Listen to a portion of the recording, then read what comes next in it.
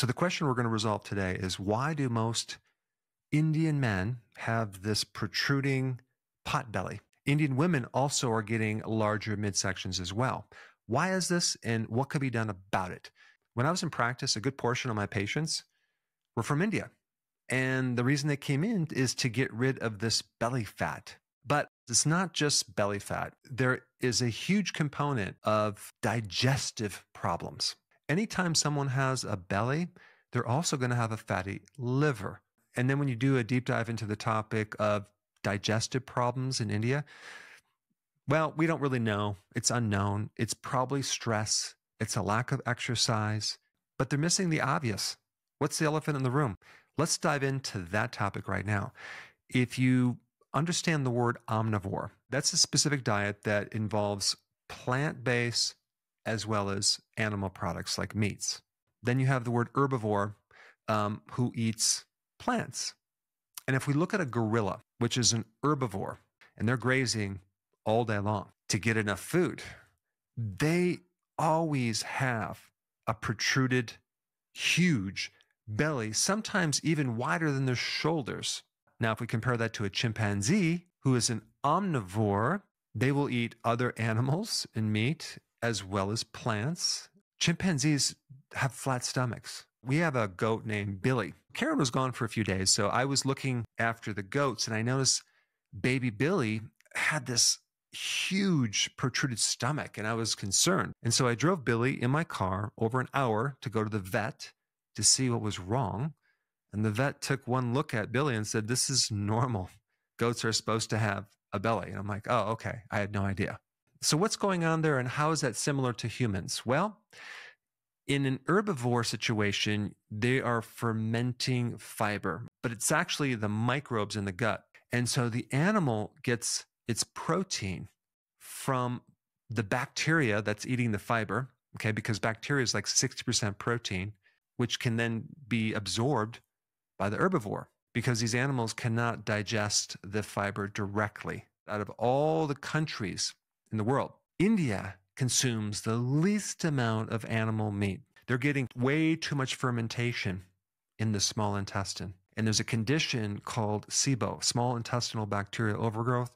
And that's a situation where you're getting fermentation in the wrong place, because you have the stomach, then you have this long small intestine, and then you have the large intestine. The way it should work is that you should digest the fiber in the large intestine. If you look at the history of what an Indian ate 5,000 years ago, 100 years ago, they were not big meat eaters. However, they did eat meat here and there, and occasionally they had goat and sheep, but not beef. In the current diet, the three primary ingredients that are in pretty much all ultra-processed foods are the sugar. This is glucose syrup, okay? So it's not even like real sugar cane.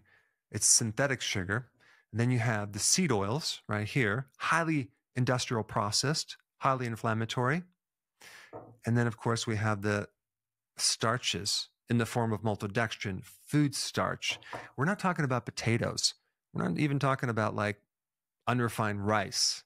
We're talking about refined starches. So we have all of that in their diet, especially when someone doesn't have the money and can't afford higher quality foods. And so if we add that into the mix, now we start to really break down the stomach lining to the point where you can get ulcers, something called gastritis. And it's when we start eating junk foods and we weaken the system that microbe comes out and starts creating a wearing of that mucus lining in our stomach. Suspect that's H. pylori. And H. pylori has a very interesting strategy to help it survive of decreasing your stomach acid. So it starts making ammonia. And so that changes the pH of your stomach. So now it can survive. And here you are having a stomach that's no longer acid. So now try to digest, right? And now you can't kill off the microbes. Not to mention, a lot of people take antacids, which weaken the system even more, and that can even increase the risk of getting the H. pylori. And then when a GI doctor looks at you, they're not finding anything, so they just treat you. They're not trained in diet or food therapy. That's the big omission. That being said, how do we correct this problem? Anything that's bloating you is not good for you. mark it off the list. Don't eat it again. And this could involve fiber, vegetables. It can also involve fruit. And a lot of these grains also are very high in omega-6, so it's going to create inflammation. Now, the other thing I would do parallel to this is I would not do snacks between meals. I would do intermittent fasting because that's going to instantly give your digestive system a break, a chance to heal. Now, what's interesting about meat, there's something called the carnivore diet. I'm not telling you to do it. I'm not telling you not to do it, but a lot of people do the carnivore diet to heal their gut because you eliminate all these other fibers that are irritating the inflamed stomach. Meat is loaded with glutamine that seals the gut. I tried to be a vegetarian and I got too much bloating because in my mind, I thought that, oh, wow, you need fiber to eliminate. And that is absolutely positively not true. Now, whether you're going to do a carnivore or not based on religious reasons or whatever, you do want to start introducing more protein. And that can be fish, eggs, things like that. And typically, animal protein is much easier to digest. So what I'm telling you to do is clean up the refined carbs, okay? See how that goes. And if you still have bloating, you're going to have to start eliminating some of these other foods. There's a couple other things I would recommend. One remedy is called betaine hydrochloride. The only time I wouldn't take it is if you have an ulcer or gastritis. It's going to increase the acid of your stomach. And so when you take this betaine hydrochloride, you take like maybe 5 or 6 of them at a time before you eat, your stomach's going to start feeling better and better and better because you're reestablishing that pH. So when you eat food, if there's pathogens in there, they'll be killed. And then they won't end up in your small intestine and start to ferment and all these other issues. So I think this is a really good start to turn things around. But for a more detailed understanding of the digestive system and what to do for various situations, I put that up right here. Check it out. Before you go real quick, I have a course entitled How to Bulletproof Your Immune System. It's a free course. I want you to take it. And here's why. Here's you. Here is your environment.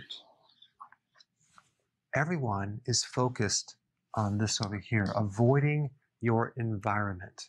But what about here? What about strengthening your immune system? That's what's missing.